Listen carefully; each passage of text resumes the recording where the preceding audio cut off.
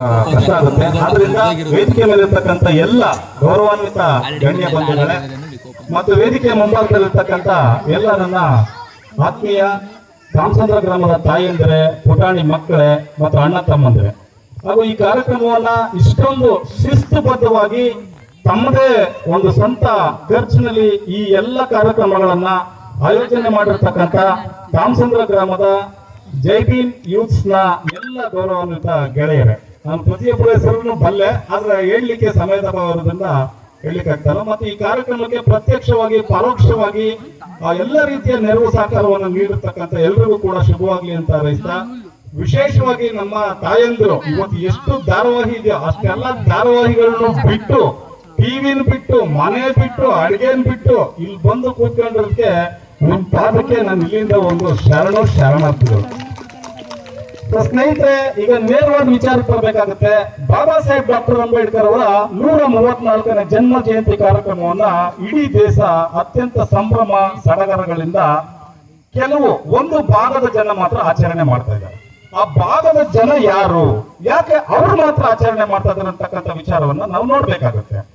SC ST ಗಳನ್ನ ಹೊರತುಪಡಿಸಿದ್ರೆ ಸರ್ಕಾರಿ ಕಾರ್ಯಕ್ರಮಗಳು ಕೂಡ SC ಗಳಿಂದಲೇ ಸಕ್ಸಸ್ ಆಗ್ತಾ ಇದೆ. ಅದು ಬಿಟ್ಟರೆ ಬೇರೆ ಸರ್ಕಾರಿ ಒಂದು ಯಂತ್ರ ಆಗ್ಲಿ, ಸರ್ಕಾರದ ಭಾಗ ಆಗ್ಲಿ, ಅವ್ರು ಯಾರು ಕೂಡ ಈ ಕಾರ್ಯಕ್ರಮನ ಸಕ್ಸಸ್ ಮಾಡಬೇಕು ಅಂತಕ್ಕಂಥ ನಿಟ್ಟಿನಲ್ಲಿ ಹೃದಯಪೂರ್ವಕವಾಗಿ ಬಾಬಾ ಸಾಹೇಬ್ ಅಂಬೇಡ್ಕರ್ ಅವರ ಜನ್ಮದಿನಾಚರಣೆ ಆಚರಣೆ ಮಾಡ್ತಾ ಇಲ್ಲ.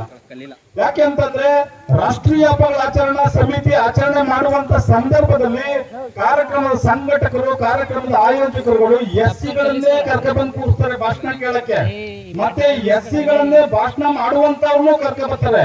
ಕಾಟಾಚಾರಕ್ಕೆ ಕಾರ್ಯಕ್ರಮವನ್ನ ಆಯೋಜನೆಗೊಳಿಸಿ ಕಾರ್ಯಕ್ರಮವನ್ನ ಮುಕ್ತಾಯಗೊಳಿಸಲು ಸಾಕಪ್ಪ, ಈ ಕಾರ್ಯಕ್ರಮ ಯಾವಾಗ ಮುಗಿಯುತ್ತೆ, ಬೇಗ ಮನೆಗೆ ಹೋಗೋಣ ಅಂತಕ್ಕಂಥ ಪರಿಸ್ಥಿತಿಯಲ್ಲಿ ಅವ್ರು ಇರ್ತಾರೆ.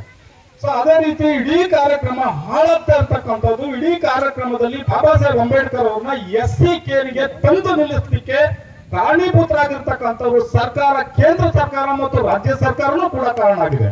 ಅದರಲ್ಲಿ ಮುಖ್ಯವಾಗಿ ಬಾಬಾ ಸಾಹೇಬ್ ಡಾಕ್ಟರ್ ಅಂಬೇಡ್ಕರ್ ಅವರ ಜನ್ಮದಿನವನ್ನ SC ಮಾತ್ರ ಆಚರಣೆ ಮಾಡ್ಬೇಕಾ, ಮೇಲ್ಜಾತಿ ಮೇಲ್ವರ್ಗದವರು ಆಚರಣೆ ಮಾಡ್ಬೇಕಾ, ಸಮಸ್ತ ದೇಶವಾಸಿಗಳು ಆಚರಣೆ ಮಾಡ್ಬೇಕಾ ಅಂತಕ್ಕಂಥದ್ದನ್ನ ನಾವು ಚರ್ಚಿಸಲೇಬೇಕಾಗಿರ್ತಕ್ಕಂಥ ವಿಚಾರ ಆಗಿರೋದ್ರಿಂದ ಆ ಬಗ್ಗೆ ಚರ್ಚೆ ಮಾಡೋಣ ಸ್ನೇಹಿತರೆ. ಮೊದಲನೇದಾಗಿ ನಾವೇಕೆ ಬಾಬಾ ಸಾಹೇಬ್ ಡಾಕ್ಟರ್ ಅಂಬೇಡ್ಕರ್ ಅವರ ಜನ್ಮದಿನವನ್ನ ಆಚರಣೆ ಮಾಡಬೇಕು ಅಂತಕ್ಕಂಥ ಮುಖ್ಯವಾದಂತ ವಿಚಾರವನ್ನು ನಾವು ತಿಳ್ಕೊಳ್ಬೇಕಾಗಿದೆ, ಇಡೀ ದೇಶ ತಿಳ್ಕೊಳ್ಬೇಕಾಗಿದೆ, ನಾಟ್ ಓನ್ಲಿ SC ST ಗಳು. ಯಾಕೆ ಬಾಬಾ ಸಾಹೇಬ್ ಅವರ ಜನ್ಮದಿನಾಚರಣೆ ಆಚರಣೆ ಮಾಡಬೇಕು ಅಂದ್ರೆ, ಈ ದೇಶದಲ್ಲಿ 333 ಕೋಟಿ ದೇವಾನುದೇವತೆಗಳಿದ್ದಾರೆ. ಈ 333 ಕೋಟಿ ದೇವಾನುದೇವತೆಗಳು ನಿಮ್ಮ ಹಣೆ ಬರಹ ಇದೆಯಲ್ಲ, ಅದನ್ನ ಹೇಗೆ ಬರ್ದಿದ್ದ ಬ್ರಹ್ಮ ಅಂತಂದ್ರೆ, ನೀನು SC ST ಆಗಿ ಊರೊಳಗಡೆ ಇರ್ಬೇಡ, ಕಾಡಲ್ಲಿ ಇರ್ಬೇಕು, ನೀನ್ ಊರೊಳಗಡೆ ಕೂರ್ದು. SC ST ಅಂದ್ರೆ ಅವನ ಪ್ರಾಣದ ಬೆಲೆ ಇಲ್ಲ, ಅವನ ಮಾನದ ಬೆಲೆ ಇಲ್ಲ, ಅವನ ಜೀವದ ಬೆಲೆ ಇಲ್ಲ, ಅವನ ಮೇಲೆ ಯಾರು ಬೇಕಾದ್ರೂ ಏನ್ ಬೇಕಾದ್ರೂ ಮಾಡ್ಬೋದು. ಅವರು ಮುಟ್ಟಿಸ್ಕೊಳ್ಬಾರ್ದು ಇರ್ತಕ್ಕಂಥ ಪಾಪಿಗಳು ಅಂತಕ್ಕಂಥ ದೃಷ್ಟಿಕೋನದಲ್ಲಿ ಹಣೆ ಬರಹವನ್ನ ಬ್ರಹ್ಮ ಬರ್ದಿದ್ದ.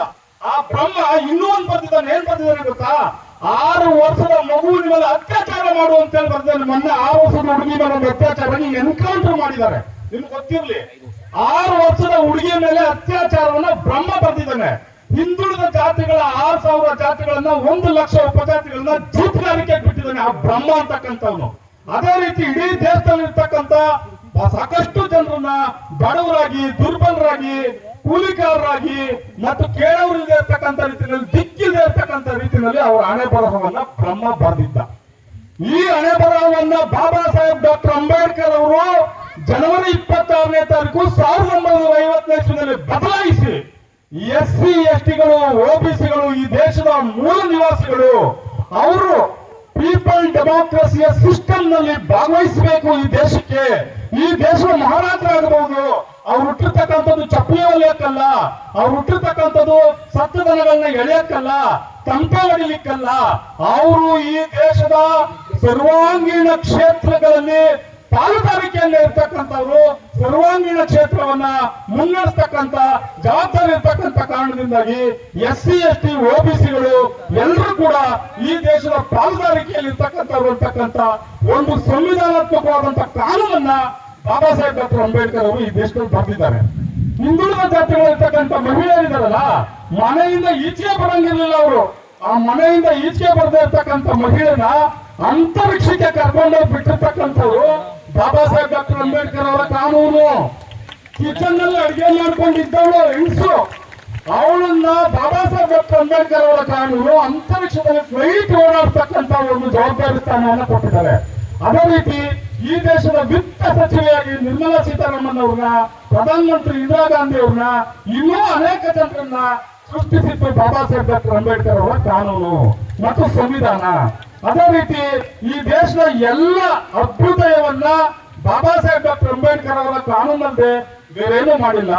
ಆದ್ರಿಂದ ಈ ದೇಶದಲ್ಲಿರ್ತಕ್ಕಂಥ ಸಮಸ್ತ ದೇಶವಾಸಿಗಳು 137 ಕೋಟಿ ಜನರ ಮನೆ ಮತ್ತು ಮನಸ್ಸುಗಳಲ್ಲಿ ಬಾಬಾ ಸಾಹೇಬ್ ಡಾಕ್ಟರ್ ಅಂಬೇಡ್ಕರ್ ಅವರು ಚಿರಸ್ಥಾಯಿಯಾಗಿ ನೆಲೆಗೊಳ್ಳಬೇಕಾಗಿತ್ತು.